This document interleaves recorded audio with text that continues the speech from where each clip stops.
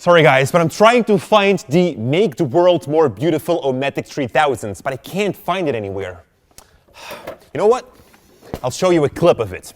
Here it is. This is a shot that I took of a nature park just nearby, but you know, it's not so beautiful as I was hoping for. So I put my Make the World Look More Beautiful O-Matic 3000 in action and turned it into this. Looks a little bit better, right? Well, this is actually a technique called set extension, which is probably used in every Hollywood film that you watch in the cinema. Because let's admit it, the world isn't so beautiful without the Make the World More Beautiful O-Matic 3000s. Yeah, that's right, Hollywood purchased about 1,000 of those machines from me. Yeah, good money, you know? But since you paid for this class or pirated it somewhere, I'll show you how you can create your own Make the World More Beautiful O-Matic 3000s. So, we are inside After Effects, obviously. Let's start off by importing a shot, something normal. So I'm going to double click here in my project panel, and I've got this landscape shot over here. Let's just hit import and drag that over into a new composition. Now this looks boring. So, to make your own Make the World More Beautiful O-Matic 3000 machine, you're going to have to add some library stuff into it, the thing that we've seen in the previous lesson. So I'm going to double click here in my project panel again and go over to stock, which are stock clips, and I'm just going to select a few photos, perhaps some clips in here that I've downloaded from the internet. Now these are all free or stuff that we've created ourselves, so you can download the project files from the Your Project tab here on Skillshare and have this stuff yourself so that you can just follow along with this lesson. For starters, this right here looks already a lot better, so I'm just going to select that photo and click on Import. It's just a simple photo of some mountains. I'm going to drag that on top of my landscape clip over here. And I just love these mountains. Look at those. The photo is a ton bigger than my normal clip, and I can see so if I'm going to scroll out here and have that clip selected or that photo, you can see the wireframe around it. I'm going to scale that down, of course, holding down the Shift key to keep the proportions to make it match more with my shots. Now, I would like to have these mountains right here on my shot. Let me just disable this clip here for a moment in the background here on my shot. But I do want to retain the grass because it's important to me. So let me just enable that layer back. In order to only use the mountains, we actually need to cut those mountains out. Well, that's actually pretty easy. It's a technique called masking, and the mask tool can be found here in your toolbox, and it's called the pen tool. We also have the rectangle tool, which also cuts out a specific portion of your shot. Let's start off with that rectangle tool. If you click on it, it's active, and we can now draw a rectangle, but make sure that your clip is selected, otherwise it won't work. So with that clip selected, just draw a rectangle to cut out a piece from it. It's kind of the same as cropping your clip. To undo your action, simply hit Ctrl-Z or Command-Z if you are working on a Mac. We can also click and hold the click on this rectangle tool to find out more tools. For example, the ellipse tool, which allows us to draw an ellipse or a circle if you hold down the Shift key. Again, a good rule is always to use the Shift, the Ctrl, or the Alt key if anything goes not according to plan. I'm going to hit Ctrl-Z again to undo that action because we actually want to create our own custom shape. I want to draw a mask around those mountains. So I'm going to go back up here to the toolbox and this time select the pen tool. With that one selected, I can now draw my own path. So I'm going to draw here underneath these mountains. I'm going to start by clicking, which is going to create 1 point. Then go further here on that picture and click again to create a second point, and that way they will be connected with a line. If you want to have curved lines, then click, hold, and drag that point open, and that way we can kind of create these beziers with our mask. It's always advised to go a little bit out of your frame when cutting out certain pieces, like doing so. And that way you are sure that the edge of your mask won't be visible within your final results. Now let's just go over the horizon here of that mountain. You can click to create multiple points in here. Sometimes it helps to zoom in by just scrolling on your mouse in that picture if you want to be more precise with your mask. So maybe you want to mask around the mountain here more precise, but with set extensions, it's usually not going to be so important. You can do this pretty roughly.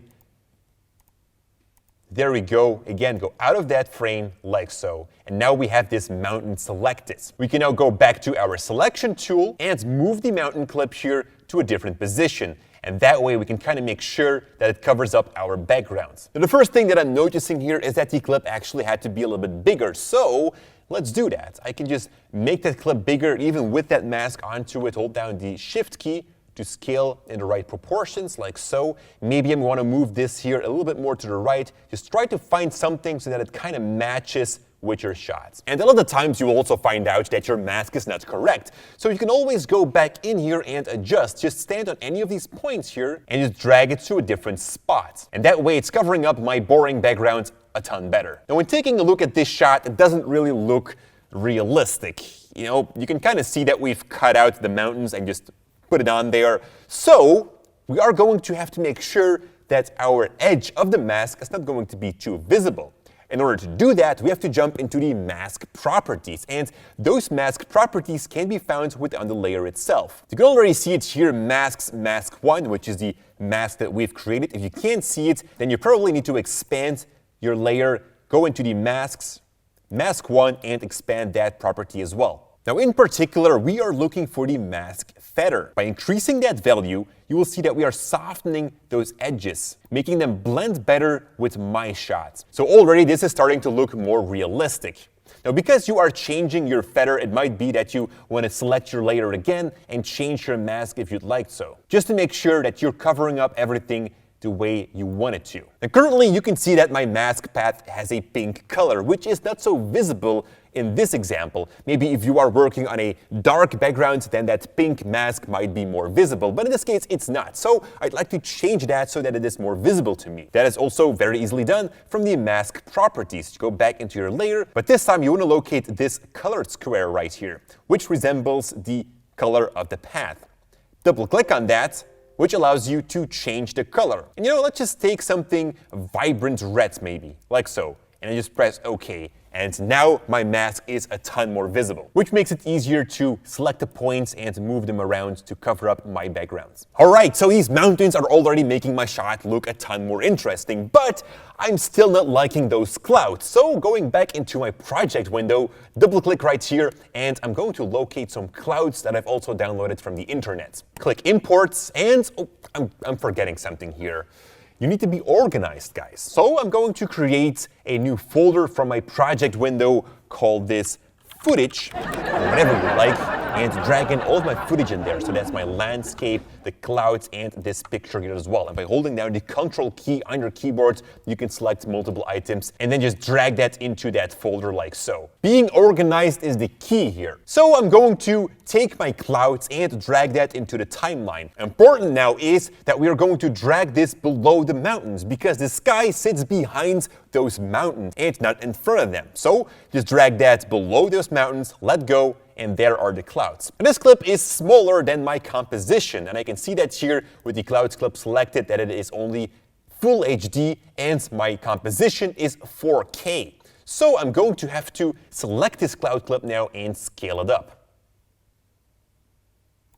We can move it up a little bit so that it sits beautifully there in the upper sky where the cloud should be. And we still see a little bit down below here which shouldn't be there, and that is of course because of the mask of the mountains which aren't covering up entirely those clouds. But I also don't want to stretch out the mask like that either. So I'm going to create a new mask, but this time on the clouds. So I'm going to set this back up here, select my clouds clip right there, go over to my pen tool in the toolbox, and right now I'm going to create a rough mask that goes through these mountains, like so.